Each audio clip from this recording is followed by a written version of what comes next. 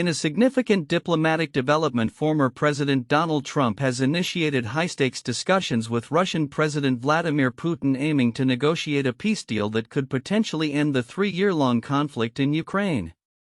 This call, which Trump positioned as a direct effort to halt what he described as a bloodbath, comes at a critical juncture as both nations report ongoing military strikes and escalating tensions on the ground. The context of this call is underscored by the persistent violence in Ukraine, where reports indicate an uptick in assaults along the front line. Both Ukrainian and Russian military sources have confirmed various drone strikes and shelling incidents, further complicating the landscape. Notably, Russia's defense ministry announced the destruction of multiple Ukrainian drones, while Ukrainian forces faced casualties from a recent airstrike in Kramatorsk-Donetsk region. This cycle of violence has tragically resulted in the loss of civilian lives, with the Russian Investigative Committee citing 621 civilian deaths since the invasion began. During his call with Putin scheduled for this morning, Trump emphasized the urgency of reaching a ceasefire and expressed hope that the discussions could usher in a peaceful resolution to the conflict. Hopefully it will be a productive day. A ceasefire will take place in this very violent war. A war that should have never happened will end, Trump stated in a post on Truth Social.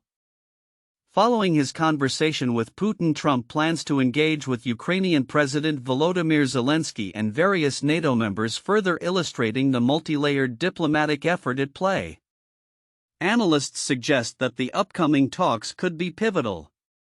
U.S. Special Envoy Steve Witkoff expressed optimism that Trump's involvement might help clear existing bottlenecks in the ceasefire negotiations, predicting a successful outcome. However, Treasury Secretary Scott Bessent cautioned that the U.S. stands ready to intensify sanctions against Russia if negotiations do not proceed in good faith. As the geopolitical landscape evolves, the implications of these talks extend beyond the immediate conflict. Trump's approach to the situation reflects a broader strategy of leveraging personal diplomacy to address international crises, a hallmark of his previous administration. Observers are keenly watching how this strategy will unfold, particularly given the backdrop of Trump's ongoing political agenda at home, including a newly advanced multi-trillion-dollar domestic policy package. Amidst this turbulent backdrop, the political landscape in the U.S. is also experiencing shifts. Former President Joe Biden recently announced he has been diagnosed with an aggressive form of prostate cancer, prompting a wave of support from political allies and raising questions about the current state of leadership in the White House. Vice President J.D. Vance has weighed in, expressing hope for Biden's recovery while simultaneously questioning the former president's capacity to serve effectively. As the situation develops, the world remains on edge, with the outcomes of Trump's negotiations potentially altering the course of U.S.-Russia relations and the future of Ukraine. Observers anticipate that the next few days will be crucial in determining whether peace can be achieved or if the conflict will continue to escalate. The convergence of these political and military dynamics underscores a pivotal moment in contemporary geopolitics as leaders navigate the complexities of diplomacy amid conflict. In a significant development amid the ongoing conflict between Russia and Ukraine, U.S. President Donald Trump and Russian President Vladimir Putin are currently engaged in a high-stakes phone conversation aimed at negotiating a ceasefire. This dialogue comes on the heels of Ukraine facing its largest drone attack from Russia since the onset of the war, intensifying the urgency for diplomatic efforts. As the world watches closely, Trump is expected to follow his discussion with Putin by reaching out to Ukrainian President Volodymyr Zelenskyy and NATO leaders, emphasizing a collective push for peace. Observers note that the dynamics of this call could shape the future of the conflict. Dmitry Babich, deputy foreign editor of Russia's Komsomolskaya Pravda, expressed cautious optimism, stating, "Hopefully this will be the beginning of a breakthrough." He suggested that while serious breakthroughs may not be imminent, the leaders might agree on a framework that paves the way for further negotiations. Zelenskyy, who has been vocal in his demands for an unconditional ceasefire and increased pressure on Russia, is likely to push Trump for a 30-day cessation of hostilities during his subsequent call. He has previously criticized Putin's lack of seriousness in negotiations, particularly in light of Russia's military actions, which have escalated recently, including a series of drone strikes across Ukraine. The Ukrainian president's calls for intensified sanctions against Russia reflect a strategy aimed at compelling Putin to the negotiation table. The Kremlin's response has been mixed. While spokesperson Dmitry Peskov acknowledged that ending the conflict will require painstaking work and suggested that numerous nuances must be addressed, he reiterated that Russia sees itself in a strong bargaining position despite the sanctions it has faced. Russian defense analyst Pavel Felgenhauer noted money does not move easily, yet maintained that Russia believes it can withstand the financial strain. The backdrop of this diplomatic endeavor is marked by increasing military pressure from Russia. Over the weekend, Russian forces intensified their strikes in the Donetsk region and launched a historic series of drone attacks on Kyiv, showcasing a strategic effort to strengthen their position ahead of potential peace talks. Analysts suggest that Putin's approach may be to maximize military pressure while simultaneously engaging in dialogue, increasing the stakes for all parties involved. As the situation unfolds, the conversation between Trump and Putin is viewed not just as a momentary interaction but as a pivotal point in the broader context of U.S.-Russia relations and the ongoing war in Ukraine. Trump's administration has hinted at the possibility of leveraging trade discussions as part of the negotiation process, indicating a complex interplay between military and economic strategies. Looking ahead, the outcomes of these high-level talks may significantly influence the trajectory of the conflict and the geopolitical landscape of Europe. The world is left to speculate how these discussions will unfold and what compromises, if any, will emerge from this critical diplomatic engagement. As both leaders navigate their respective domestic and international pressures, the hope for a lasting peace in Ukraine hangs in a delicate balance in a significant political landscape shaped by ongoing controversies and international tensions. Recent developments surrounding former President Donald Trump have captured the attention of both national and global audiences. As Trump continues to advocate for his policies and engage with world leaders, the implications of his presidency remain a focal point in American politics, especially concerning his actions related to higher education and environmental policy. On May 19, 2025, a nonprofit watchdog group, American Oversight, filed a lawsuit against the Trump administration in the D.C. District Court.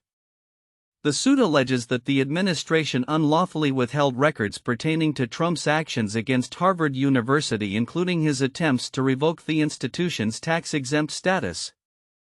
Chioma Chukwu, the executive director of American Oversight, emphasized the broader implications of the lawsuit, stating, "Ultimately, this is about President Trump using the levers of the federal government to punish his critics and silence anyone who pushes back against his unlawful agenda." The lawsuit follows a series of actions by the Trump administration, including freezing over $2.2 billion in university grants after Harvard rejected demands to eliminate diversity, equity, and inclusion programs. This escalation of tensions highlights the contentious relationship between the administration and elite educational institutions, particularly amid ongoing protests related to the war in Gaza. Simultaneously, Trump's environmental policies have come under scrutiny from experts who warn that many of his actions could have dire long-term consequences for the planet. With a focus on deregulation, the Trump administration has enacted policies that are seen as detrimental to the environment, such as lifting restrictions on coal production and withdrawing from the Paris Agreement. Environmental policy experts have noted that these moves could hinder the United States' ability to achieve a net-zero emissions economy. John Holdren, a professor of environmental science and former science advisor to President Obama, remarked, "The slowing of those adaptation efforts is going to increase the harm from those extremes associated with climate change well beyond the time that Trump is in office."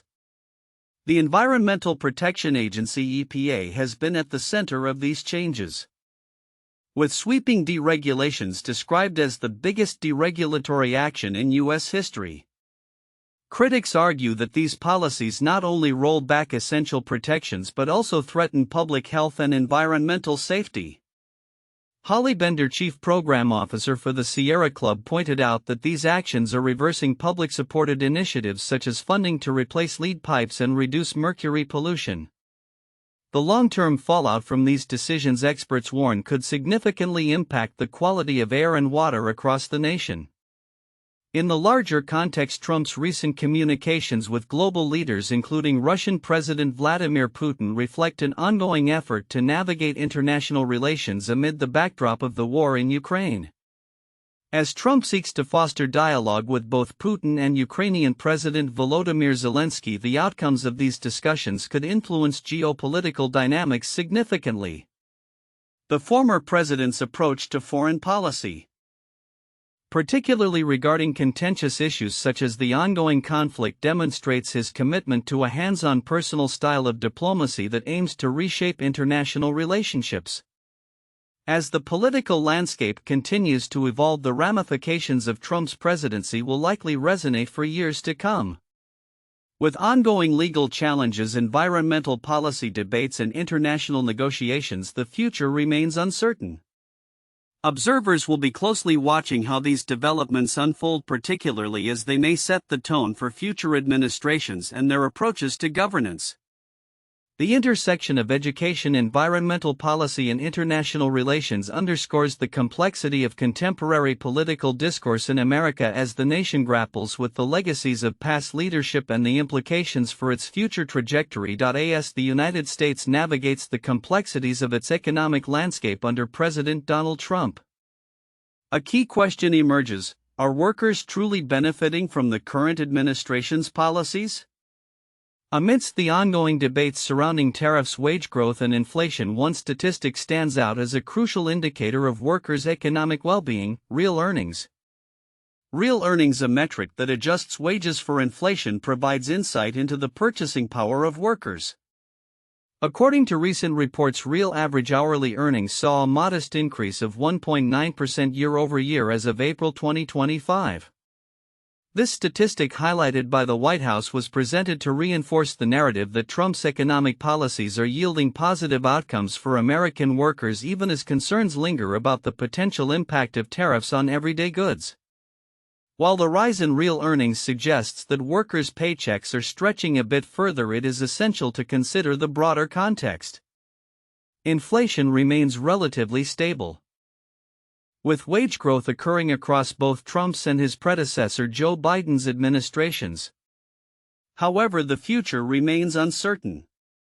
Economists warn that prolonged tariffs could lead to inflationary pressures that might erode these gains. Additionally, forecasts indicate a potential slowdown in economic growth, which could adversely affect job creation and stability in the labor market. Contrastingly, another measure of real earnings, specifically real median weekly earnings for full-time workers aged 16 and older, shows a different picture. In the first quarter of 2025, this statistic revealed a decline in purchasing power, falling by $2 a week. This discrepancy highlights the nuanced nature of wage growth and its implications for workers across different sectors. Real wages measured using $1,982 to $1,984 indicate that the current typical weekly wage of $1,194 holds the same purchasing power as $373 from the early 1980s, suggesting a long-term challenge for maintaining worker prosperity. The fluctuating nature of real earnings over the decades reflects broader economic trends. Since the Bureau of Labor Statistics began tracking this data in 1979, real weekly earnings have increased by 11%. However, this growth has often been overshadowed by the impacts of economic downturns such as those experienced during the COVID-19 pandemic, which disproportionately affected lower wage workers and distorted average pay figures.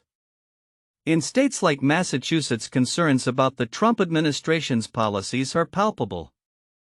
Business leaders, including Jim Rooney, president of the Greater Boston Chamber of Commerce, have voiced apprehension about the implications of tariffs, immigration policies, and funding cuts to higher education. Rooney noted that Massachusetts' economy, heavily reliant on sectors like life sciences and education, is particularly vulnerable to the ripple effects of federal policies. with significant federal funding cuts looming over institutions like Harvard University. The potential for substantial job losses and reduced economic competitiveness becomes increasingly apparent. Further complicating the picture, California Governor Gavin Newsom has expressed frustration over the economic unpredictability introduced by Trump's policies.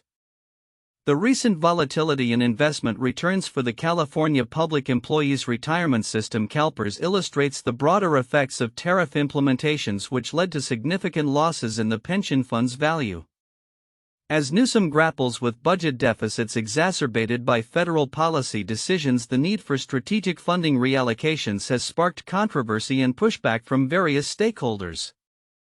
As we move forward, the interplay between real earnings inflation and federal economic policies will serve as a critical barometer for assessing worker prosperity in the United States.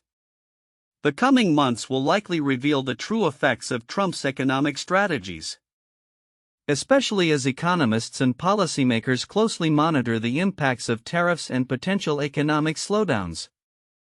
For workers across the nation, the hope remains that despite the challenges posed by shifting policies, they can secure a more stable and prosperous economic future. In a rapidly evolving geopolitical landscape, the Trump administration is once again at the forefront of national security discussions with ambitious plans that promise to reshape America's defense capabilities. The recent announcement of the Golden Dome Missile Shield project has ignited conversations on the future of missile defense in the United States, drawing both fervent support and critical scrutiny. As the Pentagon prepares to unveil various options for this cutting-edge system, the implications for American safety, defense spending, and contractor involvement are significant. The Pentagon is set to present multiple strategies for the Golden Dome initiative, which aims to protect the U.S. from long-range missile strikes. The fiscal implications are staggering. While $25 billion has been allocated in the upcoming defense budget, experts warn that the total expenditure could exceed $500 billion over the next 2 decades. This ambitious project is expected to create lucrative opportunities for private contractors, with major players like SpaceX headed by Elon Musk already positioning themselves for potential contracts. The Department of Defense has developed a draft architecture and implementation plan for a Golden Dome system that will protect Americans and our homeland from a wide range of global missile threats, stated Sean Parnell, chief Pentagon spokesman and senior advisor. This comprehensive plan includes appointing a dedicated program manager, often referred to as a Golden Dome czar, to oversee the development and deployment of the system. General Michael A. Getline, a 4-star general with extensive experience in missile defense procurement, is reportedly being considered for this pivotal role. Despite the excitement surrounding the project, skepticism abounds regarding its feasibility. The United States has pursued a comprehensive missile defense shield for decades without success, largely due to technological limitations and exorbitant costs. Trump's vision for a space-based defense system akin to Israel's Iron Dome faces scrutiny, as the two systems are fundamentally different in scope and capability. While Israel's system protects a small region from short-range threats, Golden Dome aims to shield the entire U.S. from advanced missile threats, a monumental challenge that will require significant research and development. The Defense Intelligence Agency has highlighted the increasing capabilities of adversaries such as China, Russia, Iran, and North Korea, who can target the U.S. with various missile types. The urgency of establishing a robust missile defense system is further underscored by these assessments, which indicate that the U.S. must bolster its defenses against potential intercontinental ballistic missile (ICBM) attacks and hypersonic threats. As the Trump administration moves forward with Golden Dome, the dynamics of defense spending are also under scrutiny. Critics have raised concerns about the rising defense budget, projected to be around $1 trillion, questioning the rationale behind increased military spending amid a backdrop of calls for budget cuts in other sectors. Trump's administration argues that the focus is not merely on increasing spending but rather on reshaping and optimizing military capabilities to ensure a more efficient and effective defense apparatus. The competitive landscape for defense contracts has intensified, with major contractors vying for a share of the Golden Dome project. SpaceX, alongside other defense tech firms like Anduril and Palantir, has been actively engaged in discussions with the administration, presenting their capabilities and visions for the missile defense system. However, the involvement of high-profile contractors has raised eyebrows among Democrats who are calling for investigations into the potential conflicts of interest given Musk's close relationship with Trump. In light of recent developments, the Trump administration faces the dual challenge of delivering on its ambitious defense promises while navigating the complexities of budgetary constraints and political opposition. The Golden Dome project, with its promise of advanced missile defense capabilities, represents a significant pivot in U.S. national security strategy, but its success will hinge on careful execution, comprehensive planning, and the establishment of a collaborative framework involving government agencies and private industry. As the administration gears up for a decisive announcement on the Golden Dome initiative, the future of U.S. missile defense hangs in the balance. With a pressing need for advanced capabilities to counter evolving threats, all eyes will be on how the administration addresses the challenges ahead and whether it can deliver on its ambitious vision for safeguarding the nation. The coming weeks will likely shape the trajectory of this pivotal defense initiative as lawmakers, industry experts, and the public await clarity on both the strategic direction and the financial implications of this monumental undertaking. In a significant shift in Middle Eastern diplomacy, President Donald Trump's recent tour of the Gulf states has redefined the region's political landscape. His visit to Saudi Arabia, Qatar, and the United Arab Emirates (UAE) marked a renewed focus on U.S. interests in the area, particularly concerning Iran and its nuclear ambitions. While Trump has long expressed a desire to negotiate a new nuclear deal with Iran, his approach during this trip appears to have sidelined Israel, reflecting a dramatic change in U.S. foreign policy dynamics. During his 5-day tour, Trump underscored his commitment to forging a comprehensive nuclear agreement with Iran, claiming that both countries have exchanged proposals. "I want to make a deal with Iran. If I can make a deal with Iran, I'll be very happy," Trump stated in Riyadh, hinting at the potential for normalized relations after decades of animosity. His comments were well received by Gulf leaders who are wary of further conflict in the region and are keen to avoid confrontations that could destabilize their own nations. While Trump promoted economic ties and investments in the Gulf, he also issued stern warnings to Iran, insisting that the U.S. would resort to military action if negotiations were unsuccessful.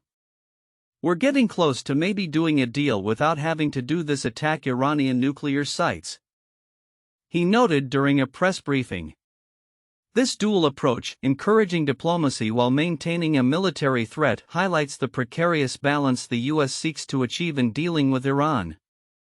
At the same time, the president's overtures to Iran and his efforts to lift sanctions on Syria's new leadership have drawn a stark contrast to Israel's long-standing security concerns.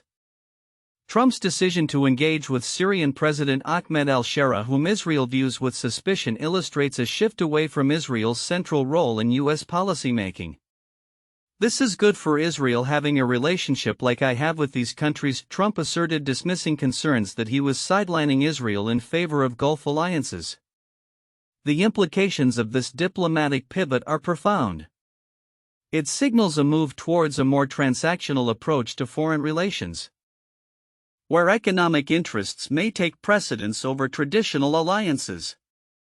Former Israeli Ambassador Itamar Rabinovich remarked that the focus has shifted to Gulf states where financial resources are abundant, leaving Israel feeling somewhat neglected in the broader conversation about regional stability. As Trump continues to negotiate with Iran and address conflicts in Syria and Yemen, the clarity of these deals remains uncertain. The discussions surrounding Iran's uranium enrichment capabilities, central to the negotiations, have yet to yield a consensus. Reports indicate that while the U.S. seeks to limit Iran's enrichment, Tehran insists on retaining some capacity to enrich uranium domestically, citing security concerns over relying on external suppliers. Looking ahead, the delicate balance of power in the Middle East could shift dramatically depending on the outcomes of these negotiations. As Trump navigates these complex waters, he faces rising skepticism from various stakeholders, including Israel, which remains wary of any agreements that may empower Iran. The repercussions of Trump's Gulf tour could reverberate across the region, reshaping alliances and redefining threats as the U.S. seeks a new path forward in Middle Eastern diplomacy. As the next rounds of talks approach, both the U.S. and Iran will need to determine whether their respective positions can converge into a workable agreement or if the specter of renewed conflict will once again dominate the region's narrative.